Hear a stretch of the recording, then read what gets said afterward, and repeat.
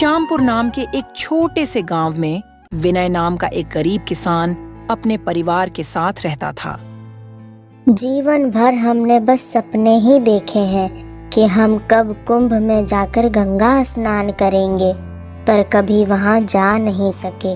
और मैंने सुना है कि इस बार का महाकुंभ तो अगले 144 साल के बाद ही आएगा और तब तक हम जिंदा नहीं रहेंगे। इसीलिए हमें भी इस बार वहां जाकर कुंभ स्नान करना चाहिए। तुम्हारे सपने तो बड़े हैं राधा, पर असल में यह सब हम जैसे गरीबों के बस की बात नहीं है। महाकुंभ तो बड़े बड़े पैसों वालों के लिए होते हैं।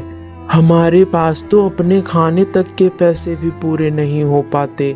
हम भला वहाँ कैसे जा पाएंगे? शायद यही हमारी किस्मत है राधा। सुनिए जी, आप कुछ कीजिए ना। इस बार कैसे भी करके हमें इस महाकुंभ में चलना चाहिए।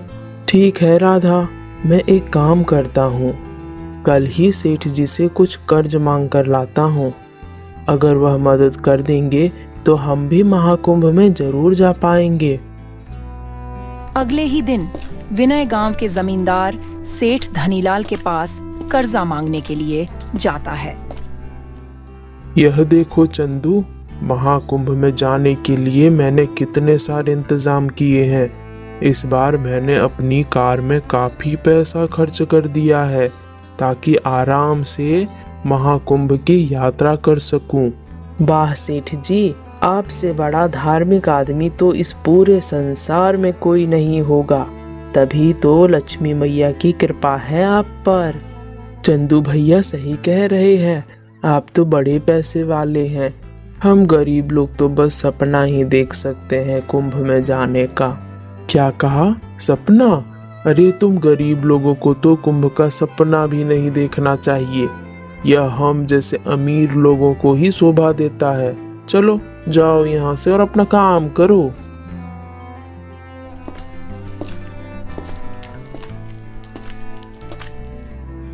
सेठ जी, अरे आओ विनय, कहो क्या बात है? दरअसल मुझे कुछ पैसों की जरूरत है। मैं अपने परिवार के साथ महाकुंभ में जाना चाहता हूँ। क्या कहा? महाकुंभ? अरे तुमने सुबह सुबह भांग खा लिया है क्या? तुम महाकुंभ जाओगे? अगर तुम जैसे गरीब लोग मुझ जैसे अमीर लोगों के साथ स्नान करने लगे तो हम अमीरों और तुम गरीबों में क्या फर्क रह जाएगा? सेठ जी, भगवान के आगे तो सब एक समान है। क्या अमीर और क्या गरीब। आप मदद कर दीजिए ना, मैं आपकी एक एक पाई चुका दूंगा। मेरी फसल भी पककर तैयार है।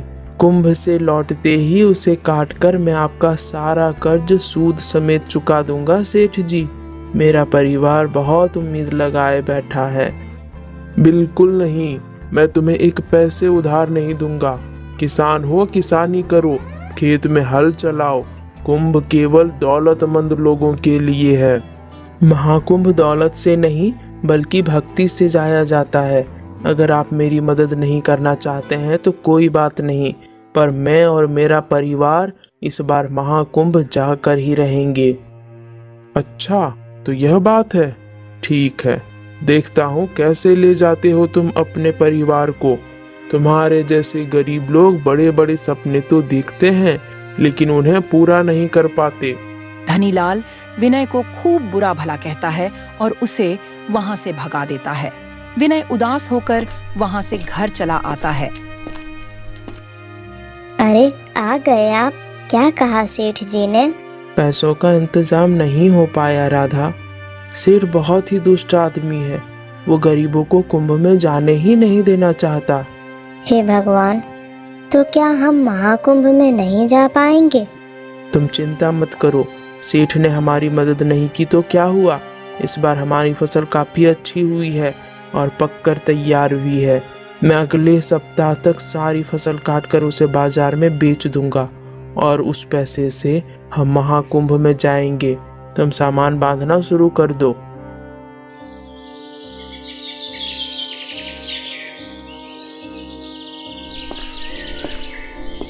अगले दिन विनय अपने खेत की तरफ निकल जाता है और फसल काटने का काम शुरू कर देता है।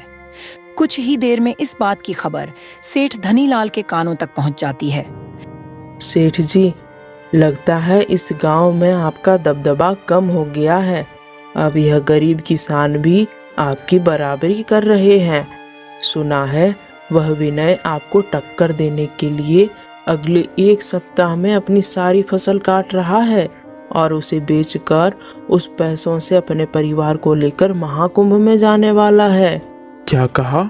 उस किसान की इतनी हिम्मत? वो आज मेरी आंखों में आंखें डाल रहा है।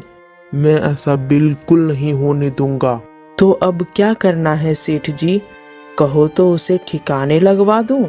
नहीं चंदू, सुनो, तुम एक काम करो। वो अपनी फसल अगले 1 सप्ताह में काटेगा, पर तुम आज रात को ही उसके खेत में जाकर उसकी फसल को आग लगा दो।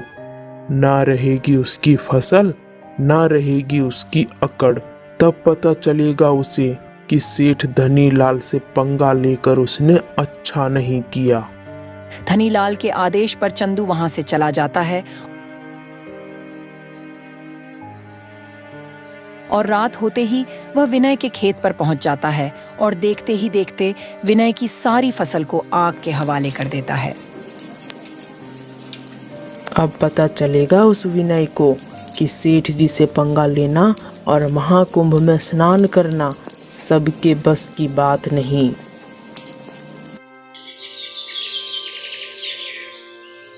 अगली सुबह जब विनय को आग की खबर मिली तो वह तुरंत अपने खेत पर पहुंच गया। उसकी सारी फसल जल चुकी थी, जिसे देखकर उसके पैरों तले जमीन खिसक गई। वह टूट गया। हे भगवान, यह क्या हो गया? यह आग कैसे लग गई? मेरी सारी फसल जलकर खाक हो गई है।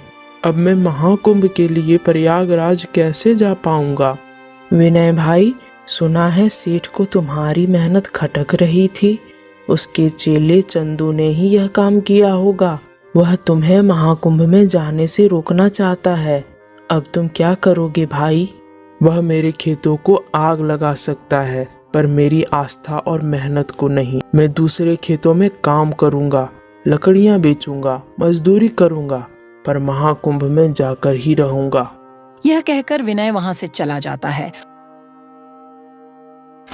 और अगले दिन से वह खूब मेहनत करने लगता है। वह दूसरे किसानों के खेतों में काम करता है, जंगल से लकड़ियां काटकर उन्हें बाजार में बेचने लगता है। वहीं दूसरी तरफ सेठ धनीलाल। मैंने महाकुंभ में जाने की सारी तैयारी कर ली है, बस अब कुछ कपड़े खरीदना बाकी है। ऐसा करता हूँ, आज बाजार से कपड़े भी खरीद लाता हूँ। कुछ देर बाद घर पर ताला लगाकर धनीलाल अपनी पत्नी के साथ बाजार की तरफ चला जाता है। कुछ ही देर में 2 डकैत हनी और बनी सेठ धनीलाल के घर पहुंच जाते हैं। अरे भाई हनी, इस घर में तो कोई भी नहीं है। चल जल्दी से यहाँ हाथ साफ करके निकल जाते हैं। सही कहा बनी, यह घर तो किसी धनी सेठ का लगता है।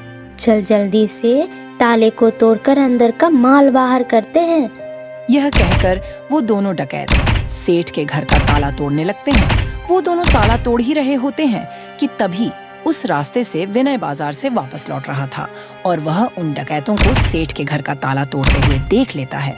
वह तुरंत डकैतों के पास पहुंच जाता है। अरे कौन हो तुम और यह क्या कर रहे हो? दिखता नहीं है क्या? हम डकैत हैं और इस घर में चोरी करने जा रहे हैं। चल भाग यहाँ से। नहीं नहीं, तुम ऐसा नहीं कर सकते। चुपचाप यहाँ से चले जाओ, वरना मैं पूरे गांव को यहाँ बुला लूंगा। अबे ओ, लगता है तुम्हें अपनी जान प्यारी नहीं है, तो हमें जानता नहीं है। 2 मिनट में तुम्हें टपका देंगे। चल भाग यहाँ से। वह तीनों लड़ ही रहे होते हैं कि इतने में वहां चंदू आ पहुंचता है। जैसे ही वह उन डकैतों को देखता है तो उसकी सिट्टी पिट्टी गुम हो जाती है। अरे भाई चंदू, अच्छा हुआ तुम यहाँ पहुँच गए। देखो, ये दोनों सेठ जी के घर पर चोरी करने जा रहे हैं। अरे रे रे, ये तो खूंखार डाकू हनी और बनी है। इनसे जितना दूर रहो उतना ही अच्छा है। मुझे माफ करो भाई, मुझे अपनी जान बहुत प्यारी है। मैं तो चला, और जल्दी से तुम भी पतली गली से निकल लो भैया। ये कहकर चंदू वहां से रफ्फू चक्कर हो जाता है, पर विनय उन डकैतों से भिड़ जाता है। उन तीनों में काफी लड़ाई होती है।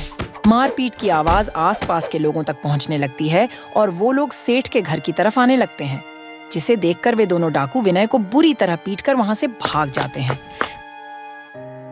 गांव वाले विनय की हिम्मत और दरियादिली देखकर हैरान हो जाते हैं। विनय बुरी तरह से घायल हो चुका था, पर उसने सेठ जी के घर के ताले को टूटने नहीं दिया। गांव वालों ने तुरंत विनय को उठाया और उसे घर ले गए। कुछ समय बाद सेठ धनीलाल बाजार से वापस लौटता है। घर लौटते ही उसे आसपास के लोगों से सारी घटना का पता चलता है कि किस तरह विनय ने अपनी जान पर खेलकर उसके घर में होने वाली डकैती को रोका। यह सब सुनते ही सेठ को पछतावा होने लगा। वह तुरंत विनय के घर पहुंच जाता है। अरे सेठ जी आप। हाँ विनय, मुझे माफ कर दो भाई, मुझसे बहुत बड़ी गलती हो गई। मैंने तुम्हारे साथ बहुत बुरा किया, तुम्हारी मदद नहीं की, और तो और मैंने तुम्हारे खेत में आग भी लगवा दी। इतना सब कुछ होने के बाद भी तुमने आज मेरे घर को लूटने से बचा लिया, जबकि जिस चंदू की आज तक मैंने मदद की वह वहां से भाग गया। मुझे माफ कर दो भाई, आज तुमने मेरी आंखें खोल दी है। आज के बाद मैं किसी को अमीर गरीब नहीं समझूंगा। और हाँ, मैं तुम्हारी उस सारी फसल का पैसे दे दूंगा जो मैंने घमंड की वजह से जला दिए थे, और साथ ही एक बड़े भाई की तरह तुम्हारे महाकुंभ में जाने का सारा खर्चा भी मैं ही उठाऊंगा। यह तो मेरा कर्तव्य था सेठ जी। आपने जो किया वह आपका कर्म था, और मैंने जो किया वह मेरा कर्म था।